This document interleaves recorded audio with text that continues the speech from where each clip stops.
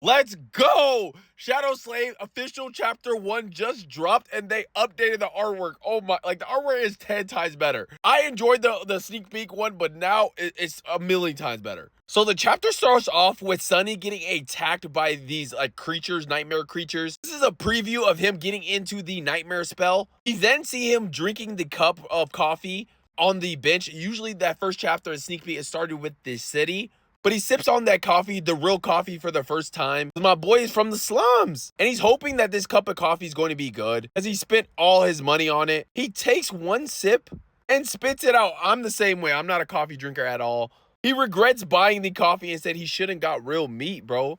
He's really from the slums. And he thinks that at least it's going to keep him up for a little bit as he throws a cup of coffee away because he finishes it. But my boy's not Kobe. He misses and has to pick up the cup again. He throws it back in the trash can and you can see his hands shaking. And he's so tired. He's like, how am I still sleepy? And he just needs to get to the police station. You can see everyone in the crowd just looking around. Like, what is he doing? He finally gets to precinct 7. And once he walks into the police station, one of the officers notices him right away. And he asks him, are you lost, boy? But he tells him that he was affected by the nightmare spell and he's turning himself in. When he hears this, he freaks out and like, what? Calls a code black. Repeat, code black. He says how he was marked by the nightmare spell. And then he goes into talking about the nightmare spell and how it was like this phenomenon that was happening all around the world. People were getting sleeplessness, fatigued. They would go into this coma-like state. He knew it had to be a spell or some type or a curse. Because when these people woke up, they turned into nightmare creatures and attacked humans senselessly.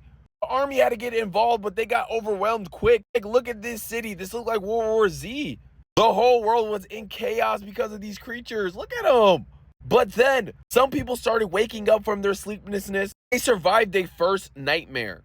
And when they survived, they were called to the Awakened. These people had magical powers that they earned from the surviving that nightmare spell. And with that powers, they helped defeat those monsters and pull them back. A new world order was formed with these ascended, awakened people. They even made dojos in school for kids to learn, have the skills for when they get their first nightmare, they were able to survive it. Wealthy family paid endless amount of money for like personal training for their kids. If you were a child of an awakened, you had the edge over everyone. Because when you go into your first nightmare in the dream realm, you could use your ancestors' memories to help you in that surviving that nightmare spell. But then we meet Sunny, our main MC. He thinks of himself as nothing but a slum rat, and that if that nightmare spell happened to him, he would be cooked.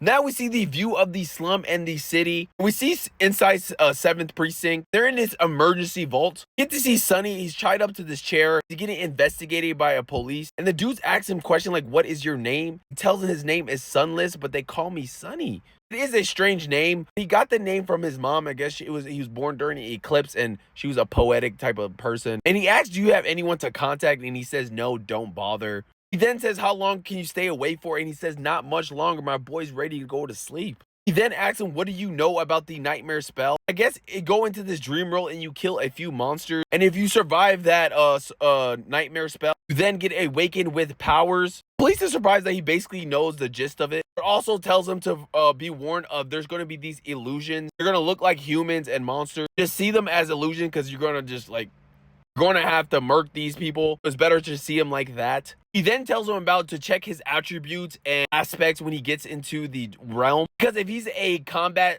type like a swordsman or an archer, he will be good. He also tells him that there's no bad aspects. So even if you don't have that, don't worry. And the biggest test is going to be surviving it. He says it's not like an execution. Like it's just a trial. So you're going to be a way to survive. He tells him how he does in the trial is going to determine his gifts and rewards after he comes back awake. And gives him this serious look, telling him, don't die, Sunless. But it seems like he doesn't really care about him. It's more that the nearest awaken is hours away. Because if he doesn't survive this task, he's going to turn into one of those monster creatures. We then see him go into the dream realm. That is the end of chapter 1.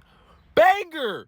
Like, comment, follow. I'm telling you, I'm about to be reviewing every chapter of Shadow Slave. So if you're a Shadow Slave fan, come on, lock in.